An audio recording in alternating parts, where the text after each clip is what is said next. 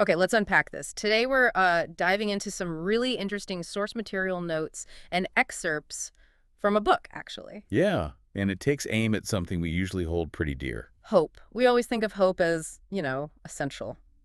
Good. That's a lifeline, right? But this source, it flips that completely. It suggests hope might be, well, not just unhelpful sometimes, but maybe even damaging. Destructive, yeah. Tied up with conflict, dissatisfaction.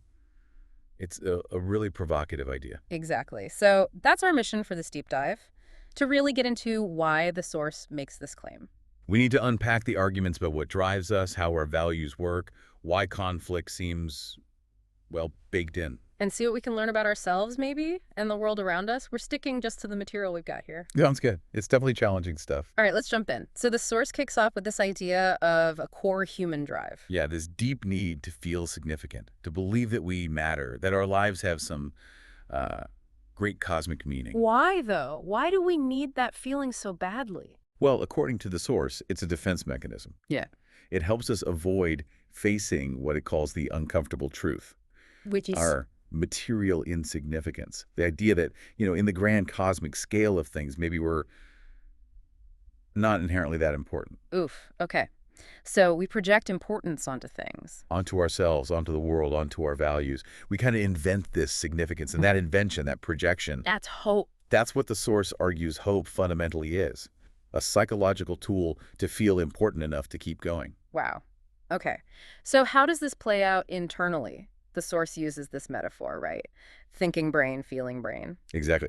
We like to think our rational thinking brain is the driver making logical choices. Hmm. But the source says, hold on. Often it's the feeling brain that's really calling the shots. It's like the passenger in the car. The one shouting, "Ooh, look, shiny things," or "Stop for ice cream." Precisely. It wants immediate gratification, what feels good now. Yeah.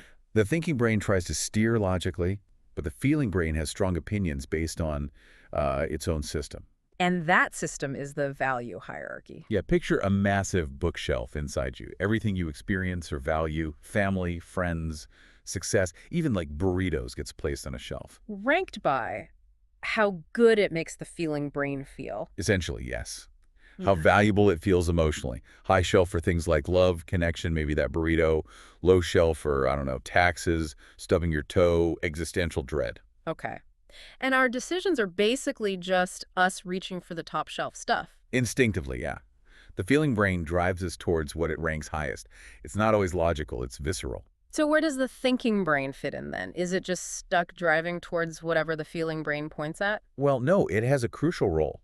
It can't always override the feeling brain directly, but it can help reorganize the bookshelf. Oh, okay. How? Through understanding consequences, seeing patterns, connecting ideas in ways the feeling brain can't.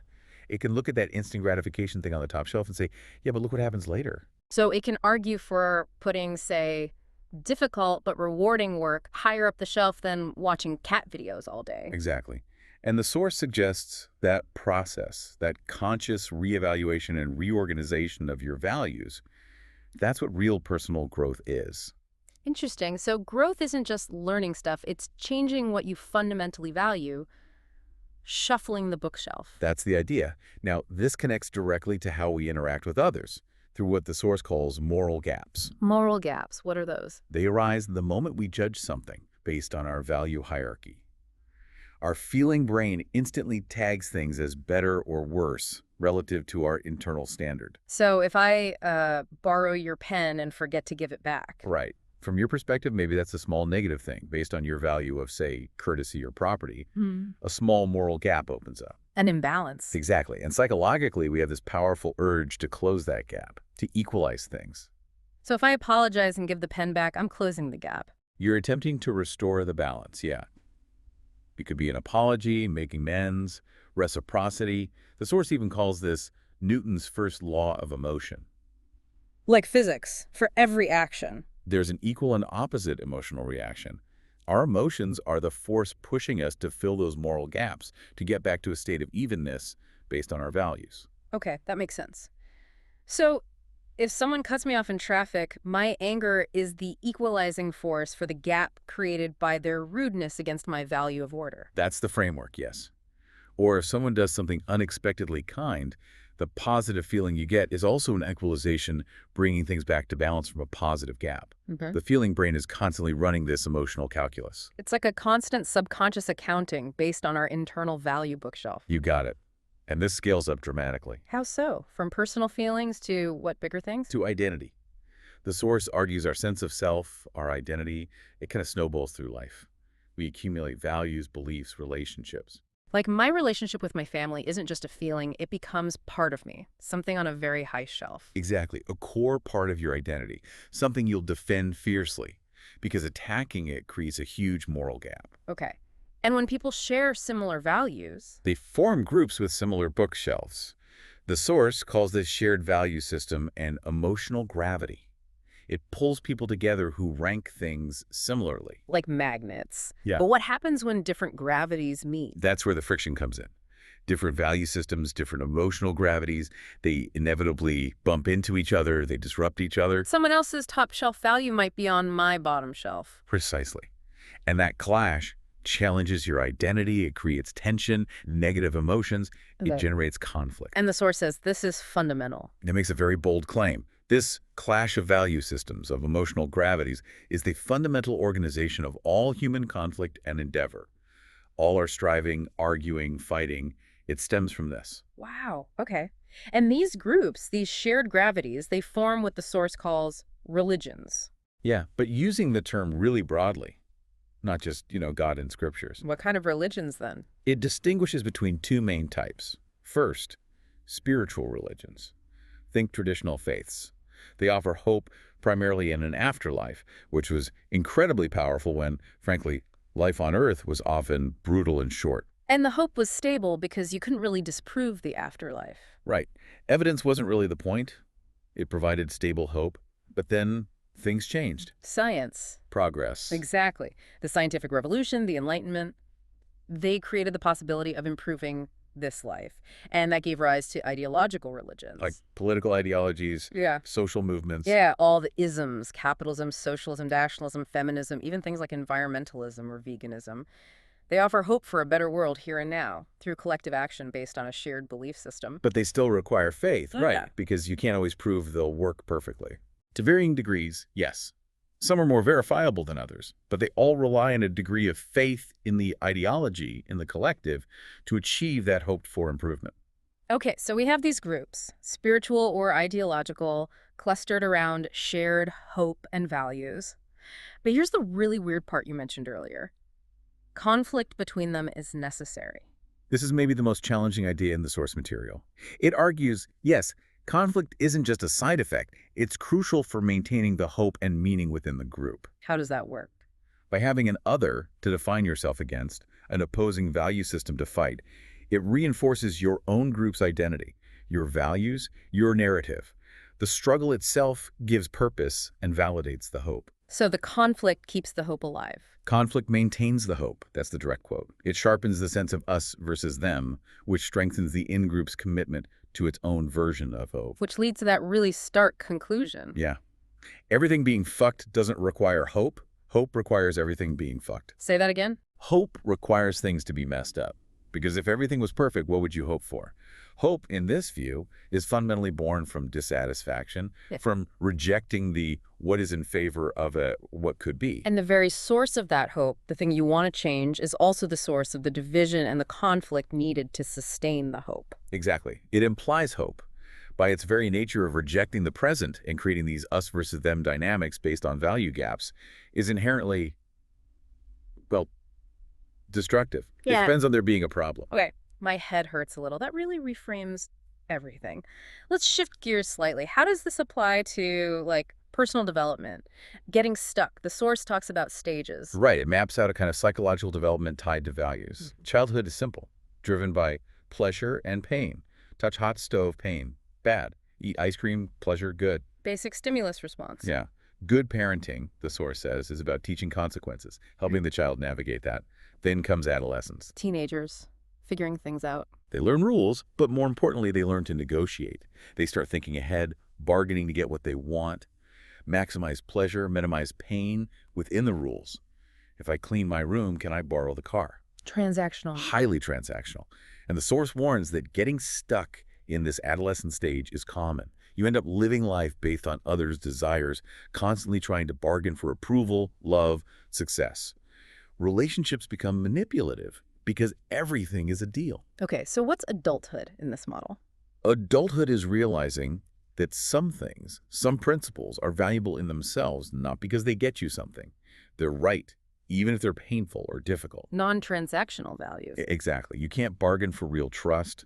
You can't negotiate genuine respect or love. These things have to be earned or given freely based on principle and character, not as part of a deal. And how does this connect to something like the self-help industry, which often seems very focused on if you do these 5 steps? Well, the source is pretty critical here. It argues a lot of self-help actually keeps people stuck in that adolescent transactional mindset. How? By offering rules. Partly. It often relies on what the source calls the classic assumption, the idea that your thinking brain can just decide to be different, follow some steps, and force your feeling brain to comply to be happy, motivated, whatever. But we just established the feeling brain has its own bookshelf, its own gravity. Precisely. You can't just command your feelings or easily overhaul your deepest values with a checklist. So people try the self-help rules. They fail because the underlying feeling brain dynamics hasn't changed. They feel inadequate. And then they buy another self-help book. Offering more hope, hope that this time this technique will be the magic bullet. The source suggests it can become an addiction to the idea of changing, the hope of transformation, without ever reaching that non-transactional adult stage of valuing principles over outcomes. So it's a cycle fueled by misplaced hope based on a faulty assumption about how our minds work. If that's a trap, what's the alternative? The source mentions Kant. Immanuel Kant, the philosopher. He represents a different path, one that, according to the source, sort of sidesteps hope altogether. It confronts that uncomfortable truth head-on using reason and duty. The guy with the famously rigid daily routine walked at the exact same time every day. That's the one, maybe embodying that principled, non-emotional approach. Kant's key idea here is what the source calls his formula of humanity. Okay, what's that? It's the idea that our fundamental moral duty, the one absolute principle, is to preserve and grow consciousness, rationality, awareness, both in ourselves and in others. Treat people as ends, not means. That sounds familiar. Exactly that. Act based on universal principles, unconditionally. Don't use yourself or others merely as tools to get something you want, like a feeling of happiness. Pursue adult virtue over childish narcissism. So the shift is, don't hope for a better life, be a better life. By cultivating consciousness and acting on principle. That's the gist. Self-improvement isn't about chasing happiness. It's about cultivating awareness, rationality, and character, which ties into another big theme, our relationship with pain. Right. The source contrasts our modern pursuit of happiness with older ideas. Yeah, I think Plato, Aristotle, the Stoics, they were much more focused on virtue, character, enduring hardship, making sacrifices. Pain was just part of life. The goal wasn't to avoid it, but to develop the character to handle it well. Whereas now, happiness is often seen as the ultimate goal, but we don't seem to be getting much happier overall. That's the paradox. Psychology surveys often show people rate their happiness around a 7 out of 10, regardless of massive improvements in living standards. It's called the blue dot effect. The what? The blue dot effect. Imagine you're looking for blue dots. If they become rare, you start seeing purple dots as blue. Yeah. You adapt your perception. Similarly, as life improves, we adapt, and our threshold for dissatisfaction shifts. We still find things to be unhappy about. Chasing happiness directly often leads to this. Because the goalposts keep moving. And because, the source argues very pointedly, pain isn't something to be eliminated. Pain is the fundamental texture of experience. Whoa. That's the claim. Positive emotions are just the temporary removal of pain. Negative emotions are the augmentation of pain. Trying to numb all pain doesn't lead to bliss. It leads to numbness, a lack of feeling altogether. It's like quietly opting out of truly living. So our quality of life isn't about avoiding pain, but about our relationship to it. Precisely. Yeah. Which brings in anti-fragility. Things that get stronger from stress. Exactly. Like bones getting stronger under load. Yeah. The source suggests we need to train our minds to be anti-fragile regarding pain, to observe it, endure it, maybe even learn from it. Meditation is given as an example. Which is hard, sitting with your own thoughts and discomfort. It's hard because it's confronting pain directly, the ebb and flow of mental and physical discomfort, without reacting or running away.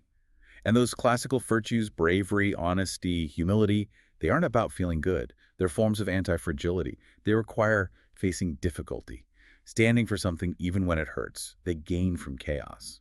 So being brave isn't not feeling fear, it's acting despite it. Honesty isn't easy, it's telling the truth when it's hard. It's about principle over comfort. That's the connection. Your relationship with pain determines your resilience and, ultimately, your quality of life. This also seems reflected in society. The source talks about a shift from innovation to diversion. Yeah, as societies get richer and safer, basic hardships decrease.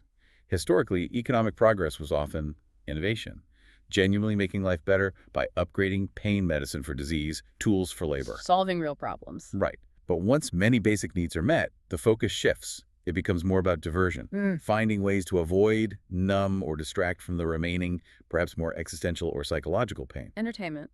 Consumerism. Largely, yes. The source brings up Edward Bernays, Freud's nephew.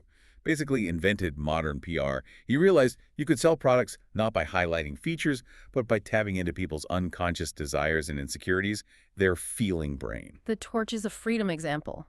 Linking cigarettes to women's liberation. Classic example. Selling an idea, an emotion, a relief from insecurity, not just a product. And the source argues much of modern marketing, media, even politics, runs on this principle, tapping into our value gaps and insecurities to sell us diversions. And the internet, a huge innovation. That largely became a machine for diversion. Why?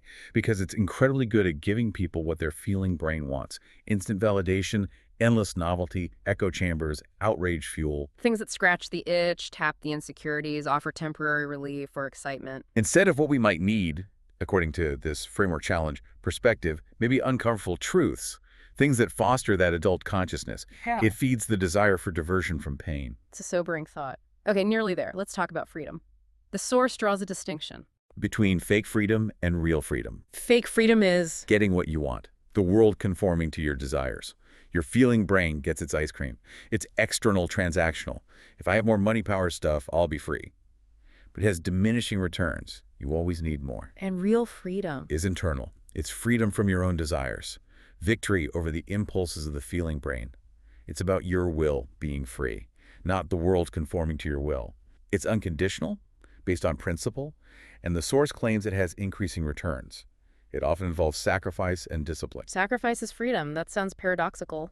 Think about choosing to uphold a principle, even when it's costly or unpopular. Or the example used in the notes about choosing to wear a hijab, not out of oppression, but as a willing sacrifice for a deeply held value that's presented as an act of internal real freedom over external pressures or desires. Okay, I see the distinction. External conformity versus internal mastery. And this links back to Plato's worries about democracy. Yeah. Plato feared that a society obsessed with fake freedom, everyone just pursuing their own pleasures and whims, would lead to moral decay. People become childish, entitled, unwilling to endure hardship for the greater good. And eventually, they crave a strong leader, a tyrant, to just impose order and give them what they want without the messy business of responsibility or sacrifice, a societal regression to adolescence. It's a chilling thought, connecting personal psychology to political outcomes. What about the future? AI comes up briefly. Yeah. Speculation, obviously. But the idea is that AI, as the ultimate information processor, might hold immense power. It could potentially upgrade us, help us foster that Kantian consciousness, or it could go the other way. It could manufacture artificial strife, create complex virtual realities, a church in the cloud designed to keep us perpetually distracted, feeding our need for hope and meaning through diversion, because we tend to worship whatever has power over us, and information processing is power. Giving us purpose by keeping us fighting virtual windmills. And finally, war. It comes up again as necessary. Not necessarily good, but perhaps inherent and serving a function in this framework. War brutally tests our narratives, our religions, exposing flawed hopes. And crucially, it's one of the few forces strong enough to compel people en masse to transcend their pursuit of personal happiness, to embrace sacrifice, develop virtue, and commit to something larger than themselves. A crucible for that adult stage of development, forged in shared suffering. That seems to be the implication. It's the ultimate consequence of clashing hopes and values. Wow, okay. That ties a lot of threads together, our inner drives, values, emotions, conflict, society, technology. It's a really cohesive, if quite unsettling, perspective presented in this source material. It forces you to re-examine things we take for granted, like the inherent goodness of hope or the goal of happiness. Right. So, to quickly summarize, we've journeyed through this idea that hope, driven by our need to escape insignificance, might actually fuel conflict because it requires things to be wrong. We saw how our feeling brain's value hierarchy and the drive to close moral gaps shape our emotions and actions. We looked at the stages of maturity, from pleasure pain to transactional bargaining to, ideally, non transactional adulthood based on principle. And how the self-help focus on happiness can be a trap, reinforcing adolescent thinking. Kant offered an alternative: focus on consciousness, principle, treating humanity as an end, and the importance of facing pain, cultivating anti-fragility rather than seeking constant diversion. Contrasting innovation that solves problems with diversion that just numbs pain, and fake freedom, getting what you want, with real freedom, mastery over wants. It definitely asks you, the listener, to think, how does this apply to your life? What really drives your hope?